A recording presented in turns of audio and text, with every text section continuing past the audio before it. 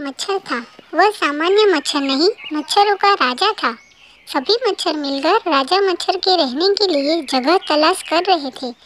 काफी विचार के बाद मच्छर के राजमहल के लिए हाथी के कान को चुना गया। राजा मच्छर को भी सुझाव पसंद आया। वह हाथी के पास गया। उसने हाथी को बड़ी शान से बताया, सुनो विशालकाय हाथी, मैं मच्छरों का राजा हूँ। मैंने तुम्हारे कान को अपने रहने के लिए चुना है। तुम्हें खुद पर गर्व होना चाहिए। हाथी ने कुछ नहीं कहा। किसी के भीतर बिना बताए नहीं रहना चाहिए।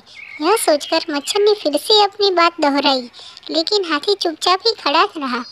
राजा मच्छर ने सोचा कि मौन रहना स्वीकृति का लक्षण होता है, इसीलिए हाथी चुप है। मच्छर कई साल हाथी के कान में रहा। वहाँ रहते हुए उसका परिवार भी अच्छा खासा बढ़ गया था। कुछ समय बाद राजा मच्छर ने दूसरी जगह जाने का मन बनाया। जाने से पहले राजा मच्छर हाथी के पास गया और कहा, सुनो हाथी, मैंने यहाँ रहकर तुम्हारा मान बढ़ाया है, पर अब मैं जा रहा हूँ। इस बार भी हाथी चुप रहा। राजा मच्छर को बहुत बुरा लग रहा था, यह सोचकर कि शायद हाथी को सुनाई नहीं दिया है। वह कई बार चिल्लाया। अंत में मच्छर की एक आवाज़ हाथी के कान में पहुँच गई। मैं मच्छरों का राजा हूँ। मैंने तुम्हारे कान को राजमहल बनाकर सम्मानित किया है। यह मेरा बड़प्पन है। क्या तुम मुझे सुन रहे हो?